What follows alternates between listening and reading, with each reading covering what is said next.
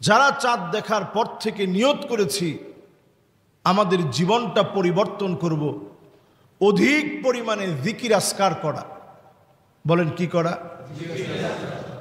যেই জিকির আপনি জানেন, আপনি একান্তে একাগ্র চিত্তে আপনি জিকির আজকার করেন, যা মুখস্থ আছে সেগুলো আপনি পড়েন। সুবহানাল্লাহ সুবহানাল্লাহ সুবহানাল্লাহ পড়ার চেষ্টা করেন। আলহামদুলিল্লাহ আলহামদুলিল্লাহ আলহামদুলিল্লাহ, আল্লাহু আকবার আল্লাহু আকবার, লা ইলাহা ইল্লাল্লাহ বেশি বেশি পড়ার চেষ্টা করেন। 3 নম্বরে, এই সময়টাতে একদিকে তাহলিল, তাহলিল মানে হচ্ছে লা ইলাহা ইল্লাল্লাহ বেশি বেশি পড়া। এতে করে ঈমানটা নতুন নবায়ন হয়ে যাবে। আমার যে গুনাহগুলো হয়ে গেছে বিগত দিনের, এই গুনাহগুলো মোছার জন্য আল্লাহ তাআলা আরেকটা সুযোগ দিলেন। ওয়াল ফাজরি ওয়া লায়ালিন আশর, এই সময়টা আল্লাহর কাছে এত বেশি দামি, আল্লাহ এই সময়ের ব্যাপারে কসম করলেন। এই সময়টা আল্লাহর কাছে এত দামি। আমি আপনি কসম করি ঠুনকো সাধারণ বিষয় নিয়ে, অনেক সময় আমরা মাথায় ধরে কসম করি, অনেক সময় আমরা বিভিন্ন পীরের নামে কসম করি, নানা রকমে আমরা কসম করি। একমাত্র আল্লাহর নাম ছাড়া অন্য কোনো নামে কসম করা জায়েজ নাই। শুধু আল্লাহর কসম করে বলছি, শুধু আল্লাহর নামে কসম করতে পারবেন। এখন আল্লাহ রাব্বুল আলামিন কসম করবেন কোন জিনিস নিয়ে? আল্লাহর চাইতে বড় তো কেউ নেই। এইরকম গুরুত্বপূর্ণ দামি বিষয় নিয়ে আল্লাহ কসম করেন, যেটার দাম এমনি বেশি। আল্লাহ রাব্বুল আলামিনের গুরুত্ব আরো বেশি বুঝায় দেন। এইরকম আল্লাহ রাব্বুল আলামিন এই দশকটাকে গুরুত্বপূর্ণ করেছেন, এই 10 দিনকে। এই জিলহজের এই মুবারক 10 দিনে তাহলিল বেশি বেশি লা ইলাহা ইল্লাল্লাহ পড়েন। যত বেশি পড়বেন ঈমান নতুন হবে, নবায়ন হবে। আরবে যারা গেছেন দেখবেন একটু ক্লান্ত হয়ে গেছে, এই ক্লান্তি দূর করার জন্য তারা বলে উঠে লা ইলাহা ইল্লাল্লাহ, লা ইলাহা ইল্লাল্লাহ পড়ার চেষ্টা করে। এই সময়টাতে তাকবীর, আল্লাহু আকবার আল্লাহু আকবার আল্লাহু আকবার আল্লাহু আকবার আল্লাহু আকবার, এটার নাম তাকবীর।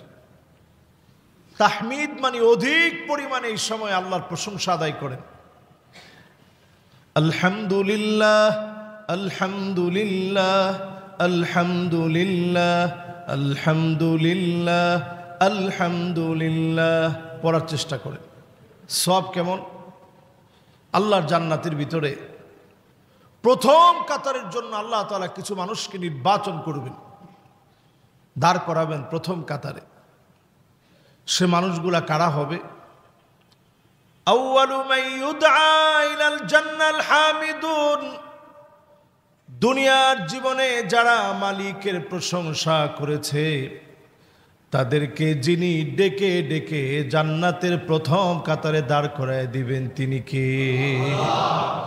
আল্লাহর প্রশংসা আদায় করে।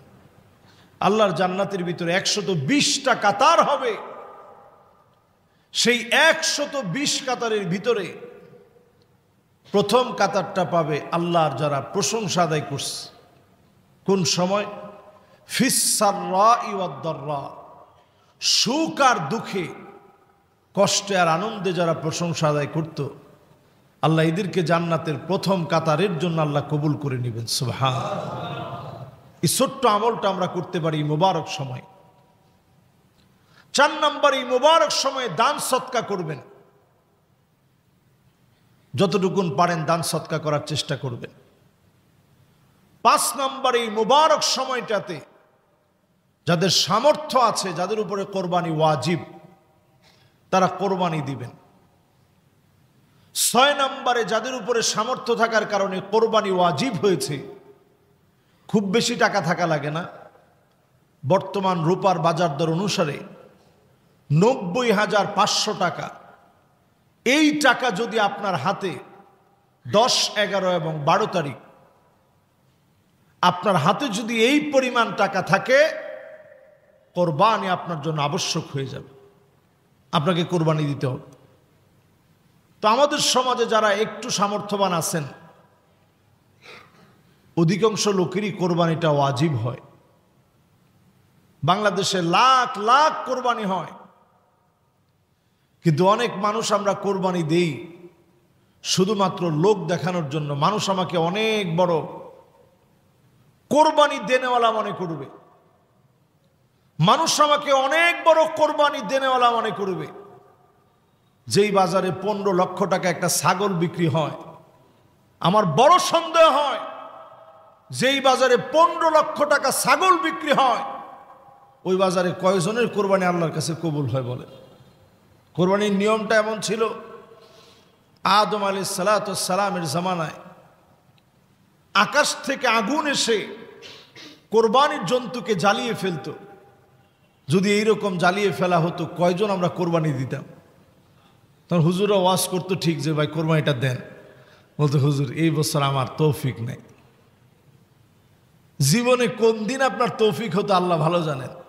অধিকাংশ লোক আকাশ থেকে আগুন এসে যদি আপনার গরু ছাগলকে জ্বালিয়ে দিত, আমরা অধিকাংশ লোক কোরবানি দিতাম না। কিন্তু আমরা কোরবানি দেই কেন?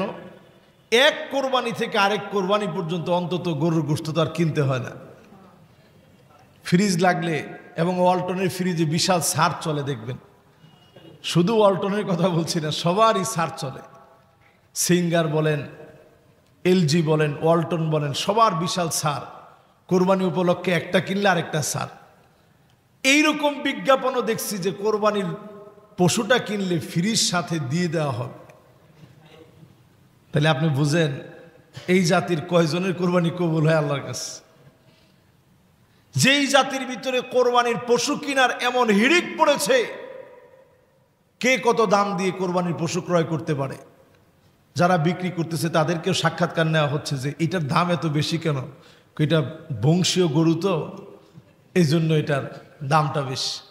আমরা মোমেন, আমাদের ইমানের হালত কি চিন্তা করে? অথচ আমার রসুল সারাটা জীবন, আমার রসুল ছাগল কুরবানি দিছে। ছাগল কাবাসান, একটু নাদোষ নদোষ দেখে নবীজি সাল্লাল্লাহু আলাইহি সাল্লাম কোরবানি করছেন। আর আমাদের দেশে যদি কেউ একটা বকরি টকরি কোরবানি দেয়, ইজ্জতই থাকে না। ছেলেবেলে বলবে নাউজুবিল্লাহ, আপনি যে কি করলেন, আমাদের ইজ্জত বলতে আর কিছু থাকলো না। এই ইজ্জতের জন্য যারা কোরবানি দিবেন, কসম আল্লাহ, এই কোরবানি আল্লাহর কাছে কবুল হবে না। কয়টা জানি বলছিলাম? 5টা। 6 নম্বরে আসছে নাকি? 6 নম্বর আমল হচ্ছে, যারা কোরবানি দেওয়ার নিয়ত করে ফেলেছি, আজকে আপনারা আঙ্গুলের নখ, হাতের নখ, পায়ের নখ, অবাঞ্ছিত লোম, চুল যদি কাটতে হয় কেটে ফেলবেন চাঁদ দেখার আগে। এই 10টা দিন পশু কোরবানির আগ পর্যন্ত আর আপনি আপনার নখটুকে হাত দিবেন ইনশাআল্লাহ। 7 নম্বর আমল হচ্ছে, এই সময়টাতে আপনি রোজা রাখবেন। 9 জিলহজ পর্যন্ত পারলে পুরা রোজা রাখবেন। আইম্মায়ে কেরাম, ইমাম যারা রয়েছেন, ওনাদের মতেই 9 দিন পুরা রোজা রাখাটা মুস্তাহাব। যদি পারেন পুরা সময়টাতে রোজা রাখবেন। যদি না পারেন, অন্তত যেন আরাফার দিবসের রোজা যেন আপনার কাছ থেকে ছুটে না যায়।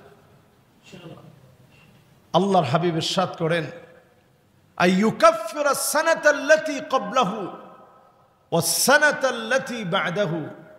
আগের 1 বছরের গুনাহ আর পরের 1 বছরের গুনাহ আল্লাহ রাব্বুল আলামিন একদিন রোজা রাখার বিনিময়ে আল্লাহ তাআলা মাফ করে দিবেন। সুবহানাল্লাহ। এই মুবারক আমল যেন আমাদের কাছ থেকে ছুটে না যায়। কয় নাম্বার গেল? 7 নম্বর।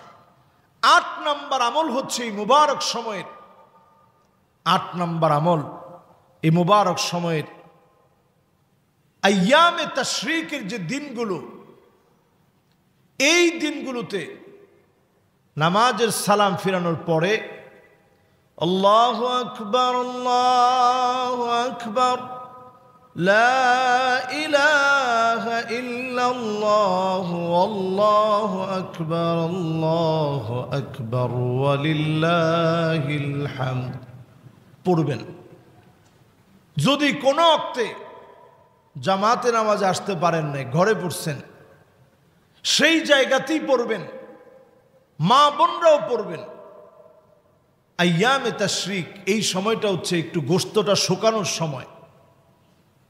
গোশত শুকানোর সময় মানে আল্লাহ তাআলা চান যে বান্দা এই সময় একটু খাওয়া দাওয়া করবে। আইয়ামু আকলিন ওয়া শুরবিন, এই সময় একটু পানাহার করবে, খাওয়া দাওয়া করবে। এই জন্য এই সময়টাতে আপনি গোশত যখন শুকাচ্ছে তখন আল্লাহর বরত্বের ঘোষণা দিবেন। নামাজের ঠিক পরক্ষণে সালাম ফিরানোর পরেই উচ্চ আওয়াজে আল্লাহু আকবার আল্লাহু আকবার লা ইলাহা ইল্লাল্লাহু আল্লাহু আকবার ওয়ালিল্লাহিল হামদ পড়ার চেষ্টা করবেন। কত নাম্বার গেল? 8 নাম্বার।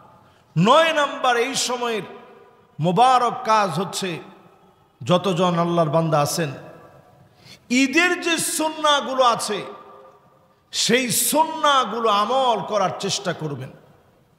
ঈদের সুন্নাহগুলা, ঈদের দিন চলে আসবে। জিলহজের কয় তারিখ? 10 জিলহজ। ঈদের সুন্নাহগুলো আমল করবেন যখন সুযোগ পাবেন। 10 নাম্বার, এই সময়ের আমল হচ্ছে বেশি বেশি পরিমাণ আল্লাহর কাছে শুধু তাওবা করবেন। আল্লাহ, আমি অনেক বড় গুনাহগার। আল্লাহ, এই সময়টা যেহেতু আপনার কাছে দামি, সব সময় তো আল্লাহ আপনি মাফ করতে চান। স্বাভাবিকভাবে মুবারক সময় আল্লাহ আপনি একটু বেশি ক্ষমা করেন।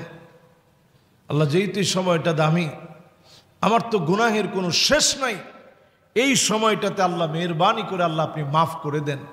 এইভাবে যদি আপনি একটু ক্ষমা চান, সময়গুলা কাজে লাগান, অবশ্যই যিনি আমাকে আপনাকে মাফ করে দিবেন তিনি কে?